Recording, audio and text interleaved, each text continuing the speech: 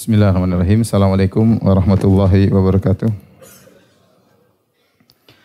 Alhamdulillahi ala ihsani wa syukru lahu ala taufiqihi wa amtinani. Wa asyhadu an la ilaha illallah wahdahu la syarika lahu ta'ziman li sya'nih. Wa asyhadu anna Muhammadan abduhu wa rasuluhu da'ila ridwanih. Allahumma salli alaihi wa ala alihi wa ashabihi wa ikhwanih. Hadirin dan hadirat yang dirahmati oleh Allah Subhanahu wa taala, pada kesempatan kali ini insyaallah kita akan masuk pada pembahasan yang pertama dari Kitabun Nikah, yaitu pembahasan tentang fikih nikah. Saya rasa pembahasan ini sangat penting bagi kita semua ya, baik yang sudah menikah apalagi yang masih menderita dalam penderitaan jomblo ya. Karena namanya kita menjalani kehidupan rumah tangga, kita harus berilmu ya, harus memiliki ilmu tentang bagaimana menjalani kehidupan rumah tangga. Kalau kita ingin umroh, yang umroh itu hanya memakan 2-3 jam, kita mau belajar fikih umroh. Demikian juga kalau kita ingin haji, kita belajar manasik haji. Yang haji mungkin cuma 10 harian ya. Bagaimana lagi dengan tatkala kita ingin masuk dalam namanya kehidupan berumah tangga yang mungkin kita jalani sampai kita meninggal dunia. Oleh karena seorang berusaha untuk memiliki ilmu tentang bagaimana menjalani kehidupan rumah tangga, karena kehidupan rumah tangga itu bukan sekedar perkara duniawi, bahkan dia adalah perkara ibadah. Karenanya di antara hal-hal yang menunjukkan pernikahan merupakan perkara ibadah ya, Allah Subhanahu wa taala ya menjadikan pernikahan tersebut merupakan kenikmatan bagi para rasulnya. Kata Allah Subhanahu wa taala, "Wa laqad arsalna rusulan min qablika faja'alna lahum azwajan wa dzurriyyah." Sungguh kami telah mengutus rasul-rasul sebelum engkau wahai Muhammad, dan kami jadikan bagi mereka istri-istri dan juga anak-anak. Nabi SAW bersabda, "Man tazawwaja faqad istakmala nisfa dinihi falyajtahid fi nisfil baqi." Barang siapa yang menikah maka dia telah menyempurnakan setengah agamanya, tinggal dia serius pada setengah yang sisanya. Ini menunjukkan bahwasanya pernikahan berkaitan dengan masalah agama. Karena yang sudah menikah akan telah sempurna setengah agamanya. Demikian juga Nabi SAW waktu menegur orang-orang yang ingin beribadah terus ya, sampai ada di antara sahabat yang ingin puasa terus tidak berbuka, ada di antara mereka ingin sholat malam terus tidak tidur, di antara mereka ada yang mau tidak menikah, meninggalkan istri-istri. Bukan apa-apa, tapi karena ingin sibuk beribadah.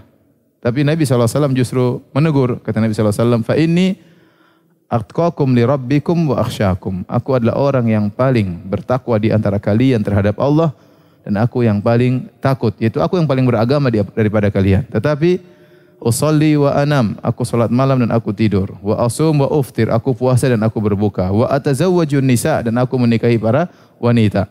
Faman raghiba an sunnati falaysa minni. Barang siapa yang benci terhadap sunnahku maka bukan bagian dariku. Ya, di sini Nabi menjelaskan bahwasanya nikah merupakan sunnah Nabi SAW.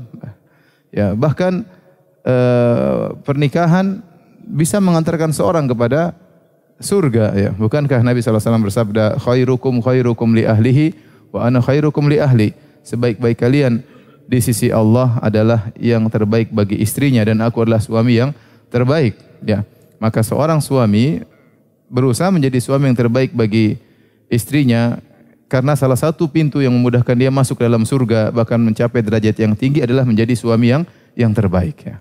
Kita tahu pintu-pintu menuju surga banyak. Ada orang mau surga dengan salat malamnya, ada orang mau surga dengan sedekahnya, ada orang mau surga dengan berbakti sama orang tua, ada orang mau surga dengan jihadnya, ada orang mau surga dengan Qur'annya.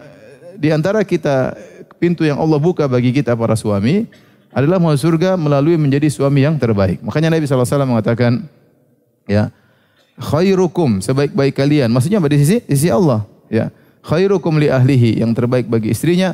Wa ana khairukum li ahlin, aku suami yang terbaik. Seandainya anda menjadi suami yang terbaik sehingga istri anda bangga punya suami anda, ya, kemana-mana dia cerita, Masya Allah suami saya, Masya Allah suami saya, itu tanda-tanda anda suami yang terbaik. Tapi kalau istri kemana-mana cerita suami saya amit-amit, waduh ini suami saya Masya Allah parah misalnya, ini berarti kita harus memperbaiki diri. Dan ini penting bagi kita para ikhwan ya, karena kita menjalani waktu kita dalam kehidupan rumah tangga sangat panjang. Kita ke kantor, benar kita ke masjid, benar saya ngisi pengajian, antum hadir pengajian. Tapi waktu kita banyak, interaksi kita banyak dengan istri dan anak-anak. Kita WA, kita telepon, kalau kita enggak yang WA, istri yang WA, ketemu di rumah, jalan-jalan ya. Nah, kalau kita bisa menjadi suami yang terbaik, maka setiap waktu yang kita habiskan bersama istri kita, argo pahala jalan. Itu maksud saya ya. Jadi jangan sampai kita ini tidak memanage yang benar dalam kehidupan rumah tangga, sehingga waktu kita yang bertahun-tahun hanya pergi begitu saja tanpa ada pahala atau kurang pahalanya. Makanya Nabi SAW juga bersabda, wa fi buti ahadikum sadaqah, engkau menggauli istrimu itu adalah sedekah. Rasulullah SAW bersabda, lasta tunfiqu nafaqatan tabtaghi biha wajha Allah illa ujrita 'alaiha hatta luqmata allati taj'ala fi imra'atik. Tidaklah engkau memberi sedekah, kau mencari wajah Allah, kau berinfak kecuali kau dapat pahala. Sampai suapan yang kau suapkan ke mulut istrimu, maka kau juga dapat pahala. Intinya dalil yang menunjukkan bahwasanya menikah adalah ibadah sangat banyak ya. Karenanya jumhur ulama berpendapat menyelisih pendapat Syafi'iyah. Jumhur ulama berpendapat seorang laki yang menikah sementara ibadahnya berkurang, ibadah mahdhahnya berkurang, mungkin salat malamnya berkurang, puasanya berkurang, kemudian sedekahnya berkurang, dibandingkan dengan seorang laki yang tidak menikah sengaja untuk fokus ibadah, lebih afdal yang menikah, ya. Ini pendapat jumhur ulama. Kenapa? Karena dalam pernikahan tersebut dia menjalankan ibadah yang lain. Memang orang yang menikah akan berkurang salat malamnya, akan berkurang waktu baca Qur'annya, akan berkurang puasa sunnahnya. Karena dia banyak urusan, dia kerja, cari nafkah buat anak. Tapi itu semua ternyata ibadah. Dan itu lebih afdal daripada seorang laki yang kemudian tidak menikah supaya bisa fokus untuk ibadah. Jadi hadirkan dalam diri kita bahwasanya pernikahan adalah ibadah yang mulia, ladang kita untuk mencari pahala bagi laki maupun wanita. Adapun wanita, jelas kata Nabi SAW kepada seorang wanita, unzuri aina anti minhu fa innahu jannatuki aw naruki. Rasulullah bertemu dengan seorang wanita, Rasulullah bertanya, bagaimana sikapmu terhadap suamimu? Kata sang wanita, aku berusaha semaksimal mungkin berbuat baik kepadanya kecuali aku tidak mampu. Kata Nabi SAW, unzuri aina anti minhu, lihatlah bagaimana kondisimu wahai sang wanita di hati suamimu, fa innahu jannatuki aw naruki. Sungguhnya suami itu adalah surgamu atau nerakamu. Jadi pintu nikah ini adalah pintu yang besar untuk masuk surga, baik bagi seorang suami maupun baik bagi seorang istri ya. Sebagaimana dalam hadis juga ya, idza shalatil mar'atu khamsaha, kalau seorang wanita salat 5 waktu, wa shamat syahraha, puasa bulan Ramadan, ya, kemudian hasanat farjaha, menjaga kemaluannya, wa ata'at ba'laha, taat kepada suaminya, qila laha, dikatakan kepadanya, udkhilil jannata min aybabin syi'ti, masuklah ke dalam surga dari pintu surga mana yang kau kehendaki. Ini jelas bahwasanya pintu pernikahan adalah pintu yang termudah di antaranya untuk masukkan seorang ke dalam surga. Hadirin dan hadirat yang Allah Subhanahu wa taala, di antara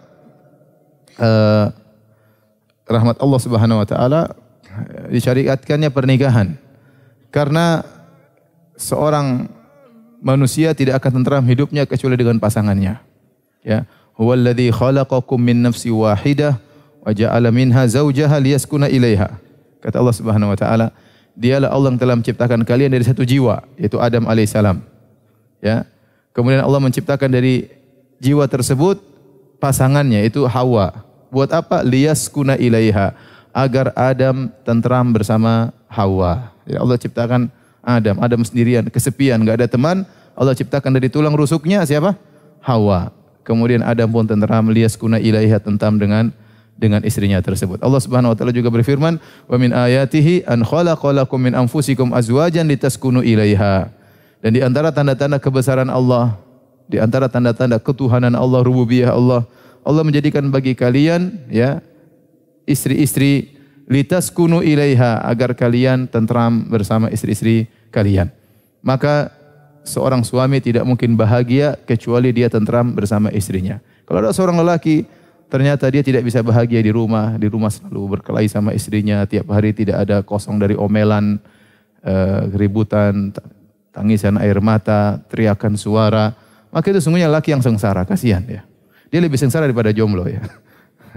Kemudian dia mencari kebahagiaannya di luar dengan main golf dengan kawan-kawannya, dengan ngopi dengan kawan-kawannya.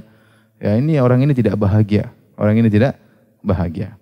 Lelaki yang bahagia adalah lelaki yang kalau dia di luar rumah pingin pulang ketemu istrinya.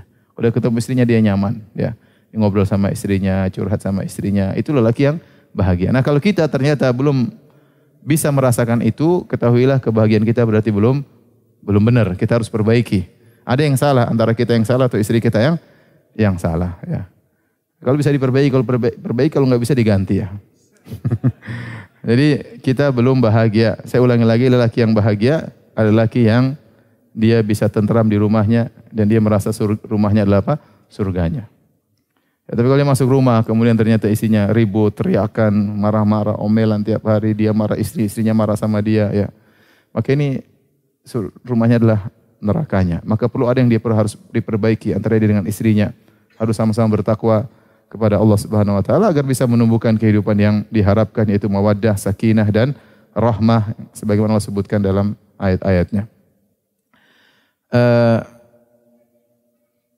Kita akan bahas tentang kitabun nikah, ya.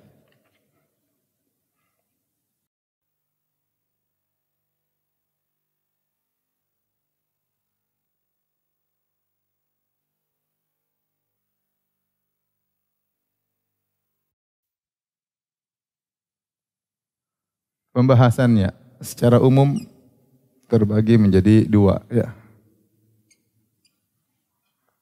Pertama adalah masalah an-nikah. Yang kedua adalah al-firaq. Ini pecah kongsi, ya. Perpisahan. Adapun ini apa? Pernikahan. Pernikahan ini bisa pembahasannya juga ada beberapa, di antaranya muqaddimatun nikah,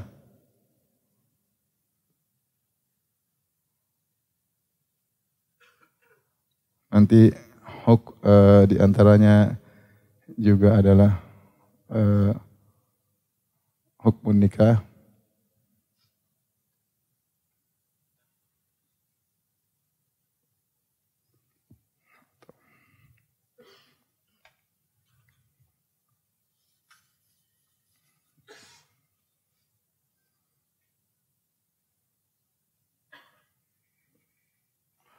ada bahasanya nanti arkanun nikah.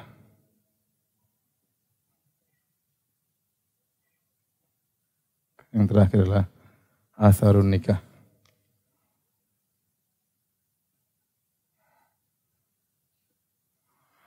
Hukum nikah, hukumnya apa?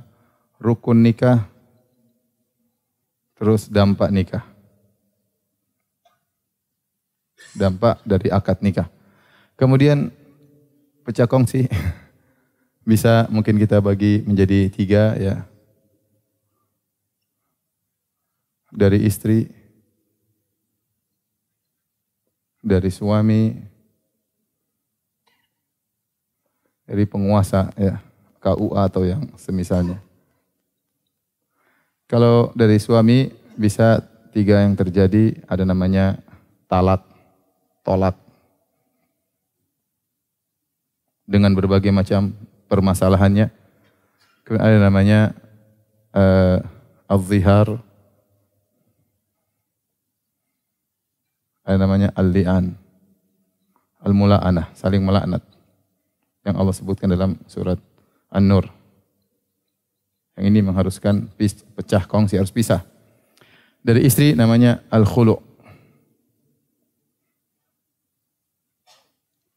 Penguasa disebut dengan al-fasakh karena ada hal-hal yang membuat, yaitu akad dibatalkan. Akad nikah dibatalkan.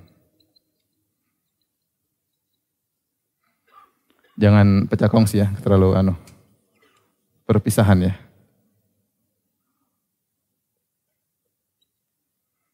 Taib. Muqaddimah, ya, nanti akan kita bahas biasanya di antaranya an-nazar, ya. Terus al-khitbah sama al-khutbah.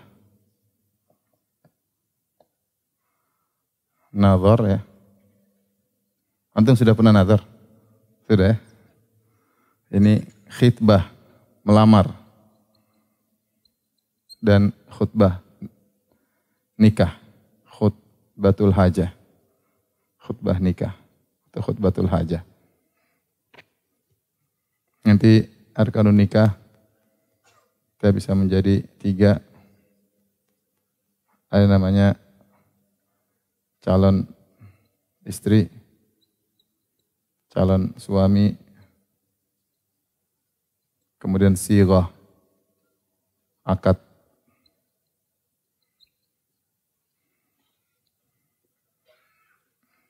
Taib ini aja dulu ya, secara sederhana. Nanti ini di bawahnya ada cabang-cabangnya lagi, akan kita jelaskan setelah ini. Taib, yang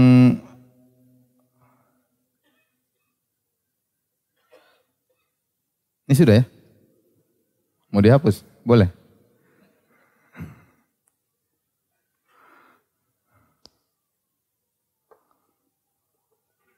Ini boleh ditambah juga dampaknya apa ya?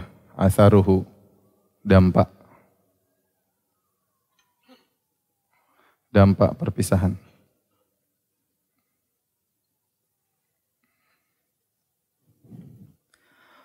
Baik, yang bisa kita bahas terlebih dahulu. Nazar, ya, masalah nazar. Tentu ketika seorang akan menikah, disunahkan dia nazar, tidak wajib, ya, tetapi sangat dianjurkan, ya. Kata Nabi SAW, falyanzur ila ma yad'u ila nikahiha.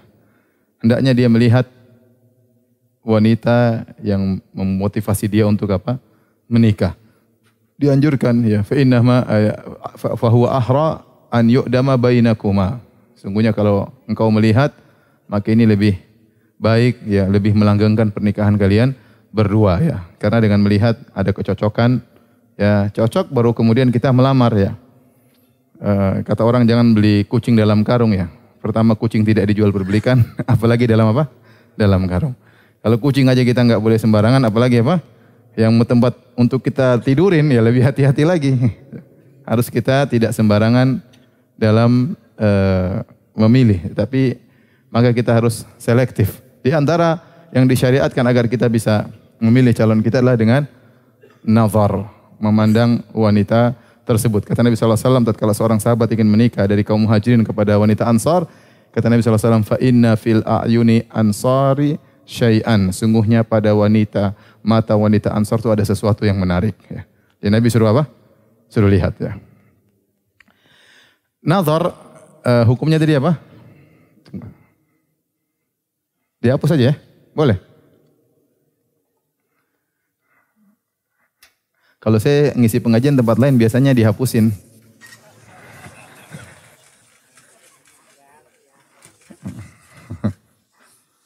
Atau mungkin di kantor beda kali ya.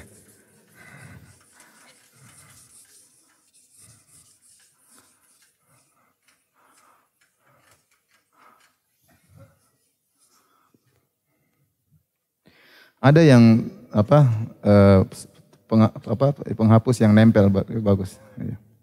Kalau nggak bisa saya bawa sendiri nanti. Baik. Sekarang kita bahas, ya, ahkam nazar, ya.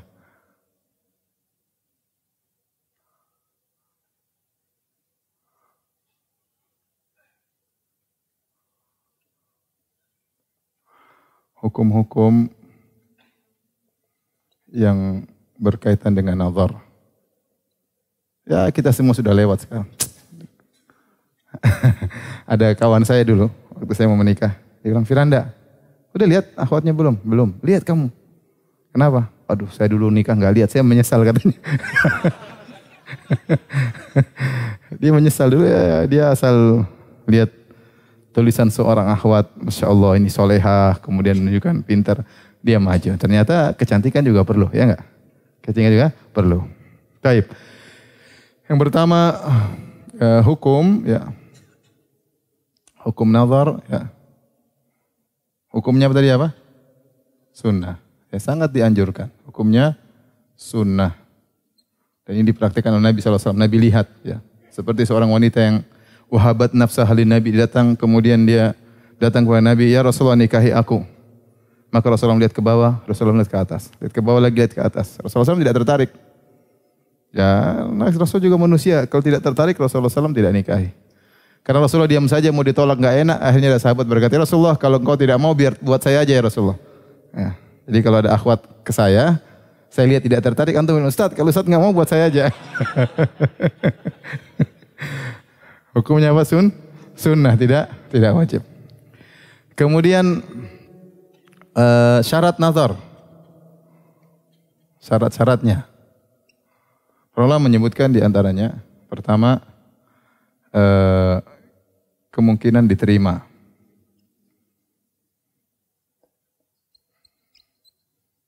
Kalau tidak ada kemungkinan diterima, tidak boleh nazar. Paham? Contoh, antum misalnya pekerja biasa, terus antum ingin melamar anaknya raja misalnya. Antum mau nazar dia, kemungkinan besar antum tidak diterima. Asep ingin nazar dia, apa hubungannya nazar dia? Tunggu dia keluar dari sekolah, ente mau nazar, ente siapa mau nazar dia? Kemungkinan besar ente ditolak ya. Dan tidak ada kemungkinan 1% pun ente diterima. Kalau tidak mungkin diterima, tidak boleh apa? Nazar. Jangan seorang diberi di depan sekolah, pingin lihat cewek. Nah, itu nazar apa seperti itu ya? Itu tidak benar, tidak boleh seperti itu. Jadi kita hanya nazar yang kira-kira mungkin diterima, tapi ada kemungkinan diterima. Ya, maka boleh kita nazar wanita tersebut. Kalau sejak awal tidak mungkin terima, ngapain kita nazar?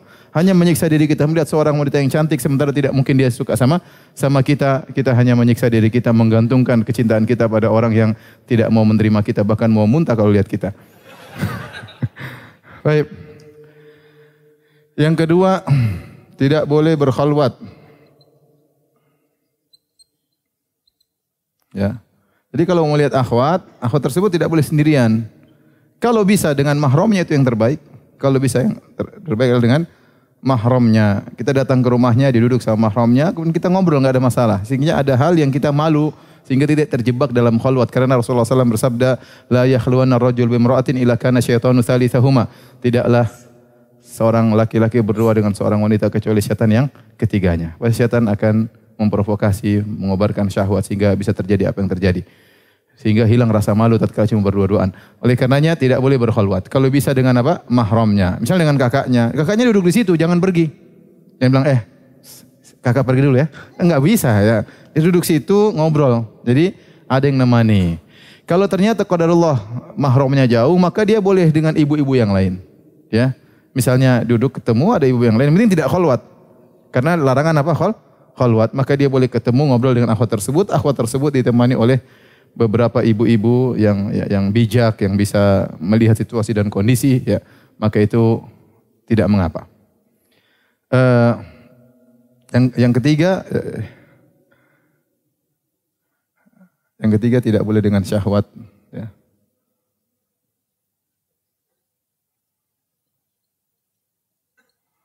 Karena kita nazar itu bukan untuk menikmati dia, tetapi dalam rangka untuk mengenal. Kita tidak boleh menikmati wanita tersebut kecuali setelah nikah. Jadi kita lihat cantik, oke. Bukan kita pandang terus sampai ngiler, nggak boleh ya. Ya, intinya kita hanya melihat cukupnya, kita tertarik, sudahlah. Tapi kalau kita berlesat-lesat melihat dia, maka itu nggak boleh. Ya. Misalnya seorang akhwat kemudian kirim foto dengan kondisi agak terbuka, kita lihat sampai ngiler-ngiler, nggak boleh. Jadi karena dia masih belum halal bagi kita. Sehingga Rasulullah mensyaratkan tidak boleh melihat dengan apa? Syahwat. Hanya melihat yang penting kita tertarik, ini oke untuk kita nikahi secara fisik, maka silahkan. Adapun lebih daripada itu tidak boleh. Kemudian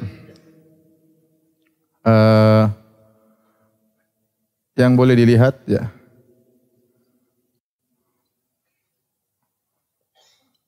Tatkala nazar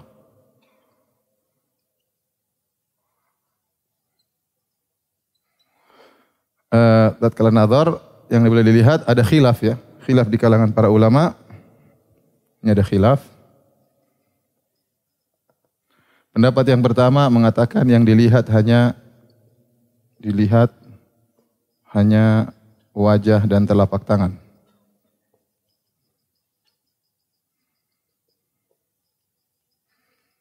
Pendapat yang kedua, boleh semua dilihat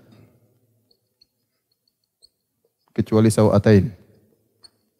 Kecuali dubur dan kubul dan dubur. Maksudnya kecuali kemaluan dan dubur. Yang ketiga, boleh melihat apa yang biasa terbuka dari sang wanita ketika dia bersama mahramnya.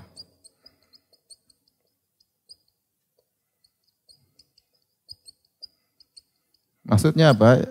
Seorang wanita kalau lagi kumpul sama kakak-kakaknya, sama adiknya, apa yang terlihat? Yaitu rambut, leher, ya, kemudian betis, ya, seperti itulah yang biasa apa? Terlihat tatkala dia sedang apa? Sedang bersama mahramnya. Wallahu a'lam bishawab, ya. Ini pendapat tentu tidak benar, ya. Ini pendapat sebagian dhahiriyah, boleh lihat semuanya, ya. Ya. Dan bahkan ada sebagian orang mengatakan boleh kalau dia lagi mandi kita ngintip. Wah, enggak boleh. Jenggotan ngintip-ngintip katanya. Ini lagi nazar katanya, lagi nazar. Bisa nimbulin fitnah seperti ini, enggak boleh. Enggak boleh, ya. Dan ada kejadian juga, ini kejadian nyata, sebagian orang nazar kemudian dia bilang tolong buka buah dada, mohon maaf saya ingin lihat, ya. Enggak boleh, ya. Dan ini terjadi, ya. Mungkin dia punya fikih sendiri dan perempuannya setuju. Setelah dia lihat badannya, buah dadanya ditolak akhirnya. Perempuannya ditolak, ya. Kasihan, akhirnya jadi down, jadi stres dan yang lainnya. Pendapat yang lebih hati tentunya boleh hanya melihat wajah dan apa telapak tangan. Ya, ini dalil bahwasanya memang dahulu banyak orang bercadar. Sehingga disyariatkanlah apa? Nazar. Karena asalnya wanita dahulu wajahnya tertutup. Kalau ternyata asal wanita di zaman sahabat wajahnya terbuka, ya nggak perlu nazar. Semuanya bisa apa? Kelihatan. Ini menunjukkan bahwasanya disyariatkan nazar, menunjukkan mereka pada dasarnya sering menutup wajah mereka, ya. Kenapa melihat wajah? Kenapa melihat telapak tangan? Sebenarnya mengatakan karena wajah situlah majma'ul mahasin, segala kecantikan semua terlihat dari apa? Wajah, ya, dari bersihnya, dari lihat wajahnya, orang wanita yang bersihan. Dari tangannya bisa melihat bodinya, kalau orang dahulu, ya, dilihat tangannya gempal atau enggak.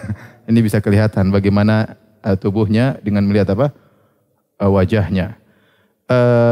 Namun yang benar boleh melihat lebih daripada itu. Ini dipraktikkan oleh Umar bin Khattab radhiyallahu anhu waktu Umar menikahi Ummu Kulthum. Ummu Kulthum putrinya Ali bin Abi Thalib. Karena Umar menikah dengan putrinya Ali bin Abi Thalib, punya namanya Zaid, ya. Makanya ini bantahan terhadap orang Syiah yang mengatakan bahwasanya Umar adalah lebih jahat daripada Fir'aun dan yang lainnya. Ya, kalau dia lebih jahat daripada Fir'aun, kenapa Ali menikahkan putrinya Ummu Kulthum kepada siapa? Dengan siapa? Umar. Bahkan punya anak namanya Zaid bin Umar dari pernikahan tersebut. Itu Umar melihat betisnya Ummu Kulthum. Demikian dalam hadis, ya, riwayat Ahmad dengan sanad yang hasan. Waktu Rasulullah SAW ingin menikah dengan seorang wanita, Rasulullah SAW mengirim Ummu Sulaim untuk ngecek wanita tersebut. Kata Rasulullah SAW, "Unduri syummi awaridhaha wa unduri ila urqubaiha."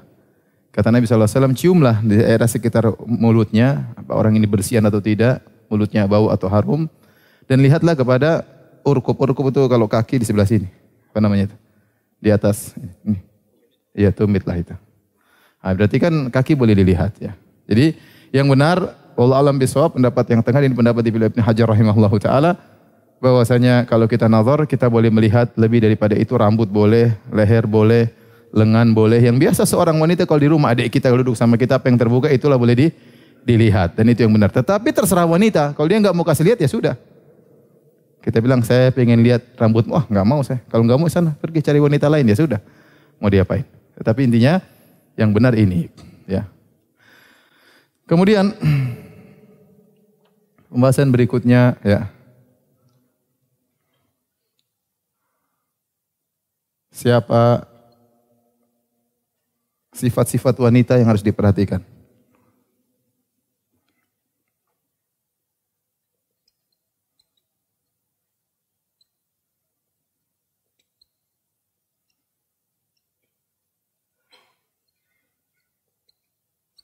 Ya. Ini yang benar, ya. Sifat-sifat yang diperhatikan, ya, di antaranya pertama agamanya. Kemudian yang kedua kecantikannya. Yang ketiga kecantikannya. Kemudian gadis, ya. Kalau bisa gadis, kalau enggak janda juga enggak apa-apa, ya. Kemudian yang keempat, ya, di antaranya sebagian orang berpendapat kalau bisa bukan kerabat dekat, nanti akan kita bahas ini. Bukan sepupu. Ya. Kemudian dari keluarga yang baik-baik dan yang lainnya, ya. Kemudian yang kelima, subur. 6 dari keluarga baik-baik. Dan lain-lainnya. Yang pertama, agamanya. Dan itu sudah pasti, karena tidak mungkin kita bisa bahagia kecuali memiliki istri yang solehah. Kita semua tahu bahwasanya wanita cantik itu penting. Tetapi kalau dia tiap hari ngomel, jadi rusak kecantikannya. Ya.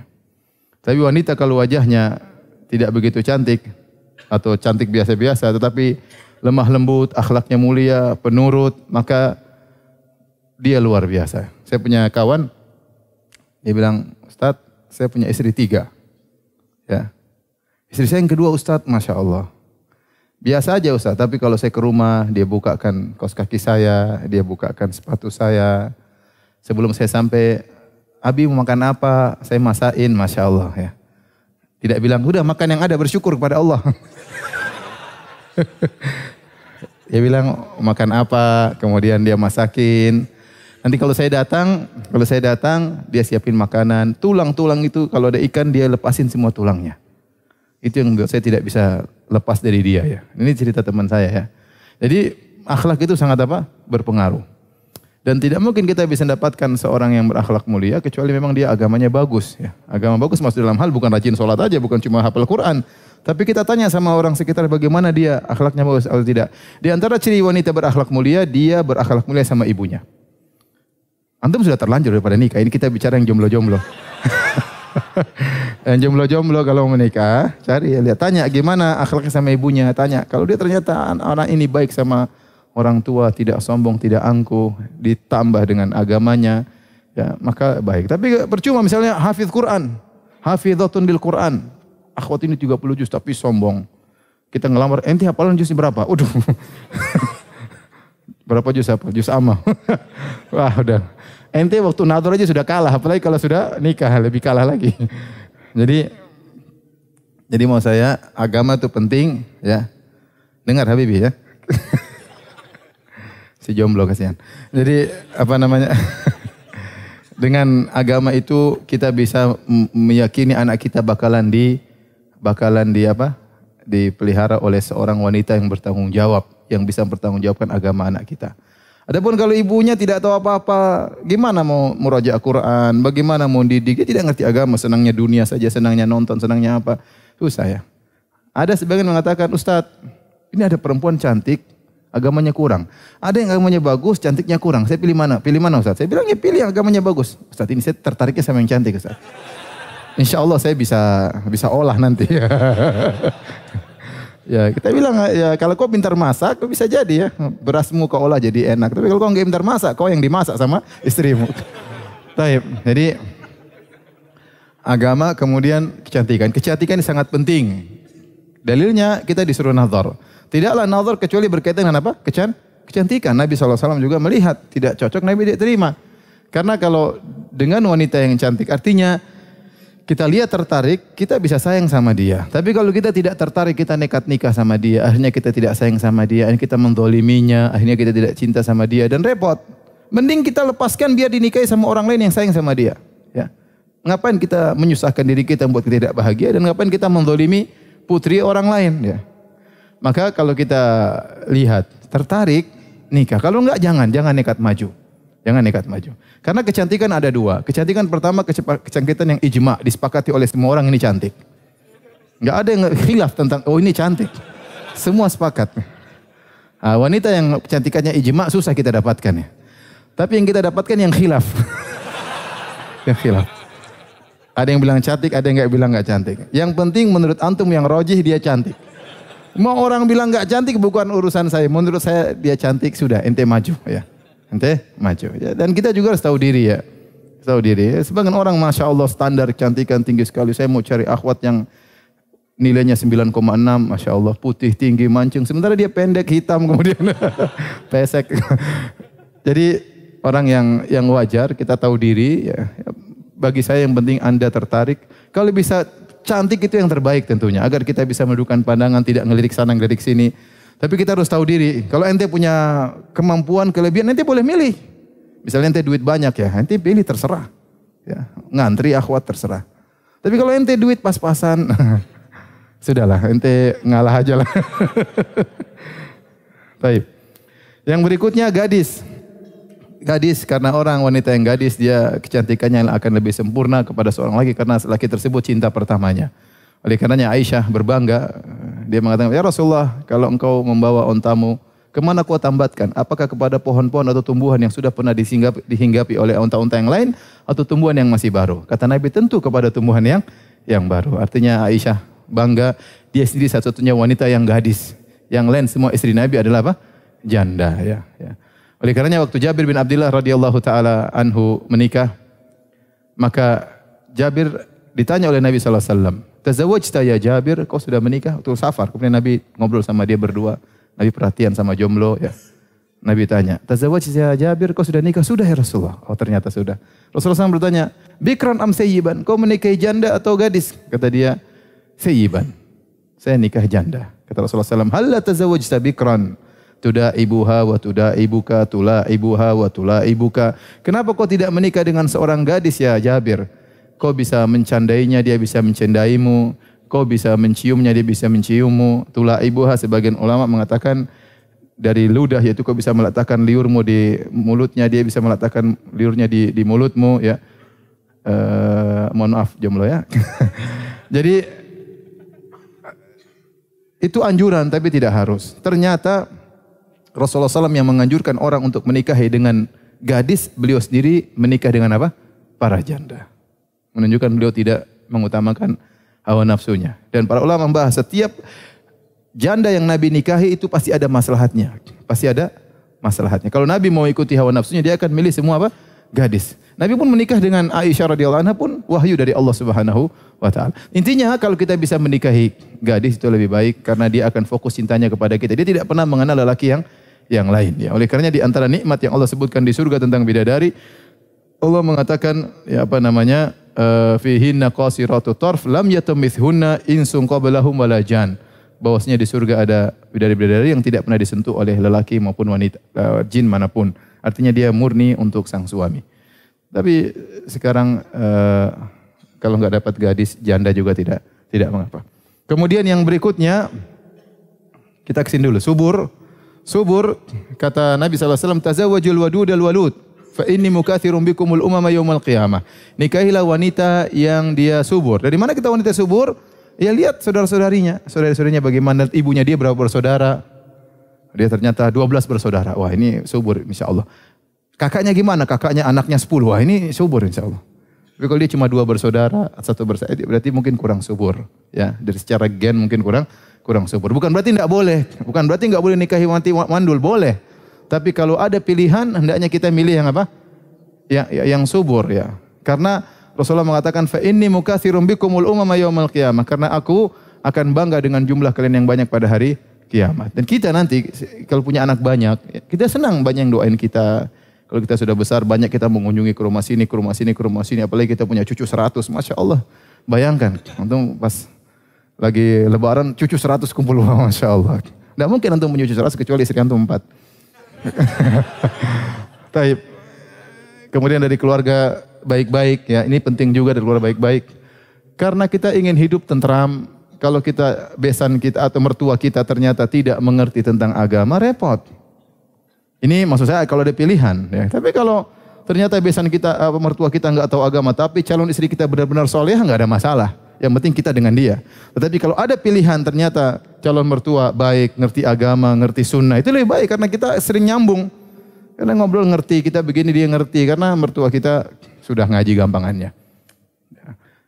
Kemudian yang terakhir, kalau bisa bukan sepupu, ini sebenarnya tidak ada dalilnya ya. Bahkan bertentangan dengan dalil karena pernikahan di antara sepupu di zaman sahabat juga banyak. Bahkan Nabi SAW menikahkan Ali dengan siapa? Fatimah ya. Karena Nabi sepupunya Ali bin Abi Thalib. Fatimah putrinya Nabi. Dan hubungannya sangat apa?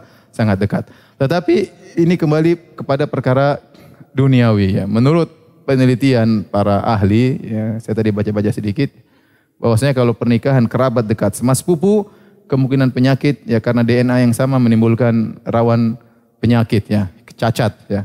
Kata mereka kalau sepupu pertama ada kemungkinan 12% sekian, saya agak lupa tadi angka-angkanya. Kalau menikah dengan sepupu yang kedua kali, jadi jaraknya lebih jauh lagi, itu berkurang lagi, mungkin cuma 5% kemungkinan timbul apa? Bayi cacat, kemungkinan semakin jauh dia baru bisa hilang pada sepupu yang ke-6 atau sepupu yang ke-7, maka tapi itu cuma perkiraan. Buktinya banyak orang menikah sepupu juga anaknya sehat-sehat saja, tetapi kemungkinan itu ada. Ini pertama. Adapun syariat memandang bukan dari sisi kedokteran. Dulu mereka tidak memandang itu. Yang mereka mandang adalah kalau kita menikah dengan sepupu, rawan timbul pemutusan silaturahmi. Kenapa? Kalau kita ribut sama istri kita, kita ribut sama om kita. Kita ribut sama tante kita dan itu rawan timbul pemutusan silaturahmi ya. Akhirnya kan rahim harus kita jaga. Tapi kalau orang jauh, kita nggak ada hubungan kekerabatan secara rahim, tidak ada hubungan dengan mertua. Tapi kalau kita nikah dengan sepupu, ternyata ya mertua kita om kita, mertua kita tante kita, mertua kita bibi kita. Kalau ada masalah, istri kita pun sepupu kita, rahim kita. Masalah berarti kita putus silaturahmi. Masalah dengan tante, putusan silaturahmi. Dari sisi itu mereka mengatakan sebaiknya menikah dari yang jauh. Tetapi saya katakan dalil menunjukkan tidak demikian. Ini kembali kepada masing-masing. Ya, Rasulullah berkata tentang masalah dunia, antum a'lamu bi umuri dunyakum. Kalian lebih paham tentang urusan dunia kalian. Taib, nazar bila bisa diulang-ulang, kalau memang belum puas, ulang-ulang boleh. Ini yang pertama. Kunjungan pertama, kunjungan kedua, kunjungan ke-20 boleh-boleh saja. Kalau calon wanita mengizinkan, kalau enggak mau ente dari tadi enggak udah pergi cari wanita lain ya terserah ya. Intinya ada kesepakatan. Yang kedua, bagaimana hukum nazar lewat apa foto ya. Sebenarnya foto itu banyak menipu. Foto itu banyak menipu ya. Mudah-mudahan antum bukan termasuk yang tertipu. Jadi antum jangan mengokekan kecuali lihat langsung. Kalaupun harus foto, ya jangan antum simpan di HP antum. Artinya ada orang saudaranya atau saya perlihatkan secara umum dari tampak depan, tampak samping. Jadi dari segala sisi ya ada, antum mulai tertarik baru antum boleh lihat. Tapi jangan menjadikan keputusan di mana? Di foto. Karena saya pernah mengalami kasus ada seorang lelaki, dia ingin melamar seorang wanita. Kemudian wanita tersebut comblangnya istri saya. Kemudian diperlihatkan, ragu dia, enggak mau, udah. Ya udah, kata istri saya, udah kamu lihat aja langsung. Enggak mau ya sudah, enggak apa-apa. Sang wanita siap untuk dilihat. Begitu lihat langsung jadi. Berarti yang asli lebih anggun daripada yang di foto. Ada yang sebaliknya. Yang asli lebih amburadul daripada yang di foto. Ya. Tergantung HP-nya apa buat foto. Tapi intinya foto itu bukan patokan. Sunnahnya kita melihat apa? Langsung. Tapi kalau sebagai tanda-tanda, sebagai muqaddimah, ya mungkin boleh-boleh saja. Ya, tapi saya tidak menyarankan. Saya sarankan sebaiknya lihat apa? Lihat langsung. Kita bisa melihat muqaddimah dari penjelasan orang. Tidak harus lihat apa? Fotonya. Misalnya, oh dibikin akhwatnya gini-gini, ciri-cirinya gini-gini. Oh, oke dah, coba saya lihat. Misalnya gitu. Taib. Yang berikutnya, masih ada 7 menit ya. Nanti kalau jam 1 udah lewat, antum silakan yang perluan pergi, tidak ada masalah ya. Enggak ada masalah. Jangan usah minta izin. Hukmun nikah. Hukmun nikah, maka ada beberapa kondisi.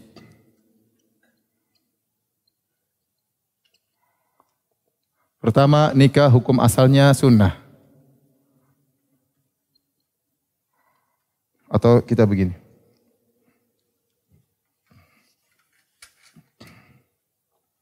Hukum nikah boleh dibagi 2 ya. Pertama jomblo ya. Yang kedua yang sudah beristri 1. Adapun yang jomblo, maka ada beberapa kondisi. Bisa jadi hukum asal adalah sunnah. adalah sunnah. Kapan? Ya, jika dia bersyahwat, namun dia bisa menjaga diri. Menjaga diri, tidak terjerumus dalam dosa, zina, onani, melihat yang haram. Maka ini hukumnya sunnah. Yang kedua hukumnya wajib.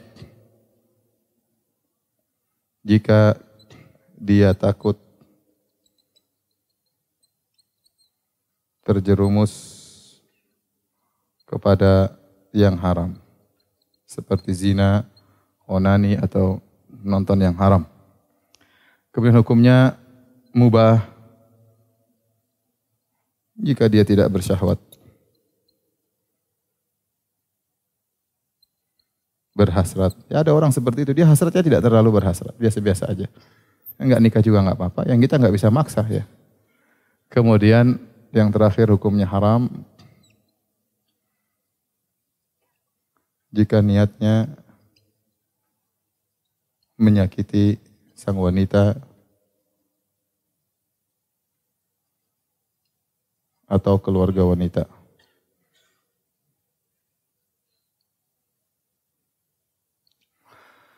Adapun jika sudah berisratu mau tambah 2 ya, maka pendapat mazhab Hambali hukumnya makruh. Kenapa? Karena dia akan mengantarkan dirinya kepada ketidakadilan.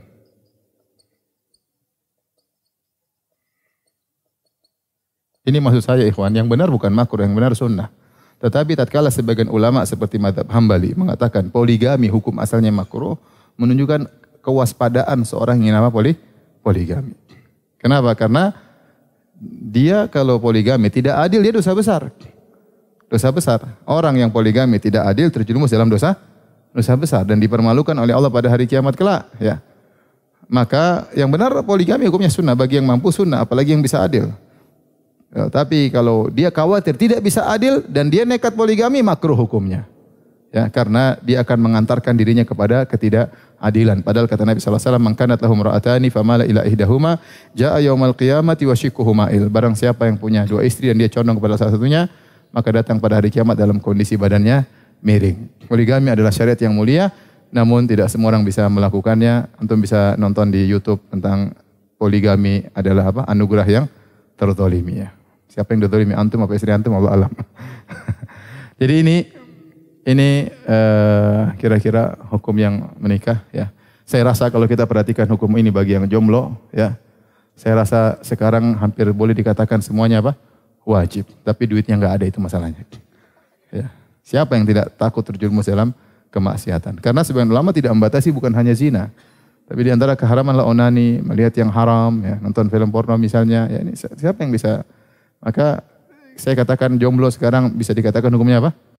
Wajib, dengan fitnah kondisi sekarang di mana-mana iklan cewek-cewek dan yang lainnya, YouTube dan Facebook dan semua bisa terlihat. Film-film, bioskop semua masuk di internet. Maka saya rasa hukumnya wajib, cuma sayangnya pada tidak punya apa? Duit. Oleh karenanya para ulama mengatakan kalau kita punya uang zakat, kita boleh kasihkan kepada para jomblo yang sedang menderita ya. Kasihkan dia uang zakat untuk menikah, sekaligus untuk walimah secukupnya boleh dari uang zakat. Demikian saja kajian kita. Insyaallah kita lanjutkan Rabu depan ya. Insyaallah kita lanjutkan Rabu depan. Subhanakallah bihamdik asyhadu an la ilaha illa anta astaghfiruka wa atubu ilaik. Assalamualaikum warahmatullahi wabarakatuh.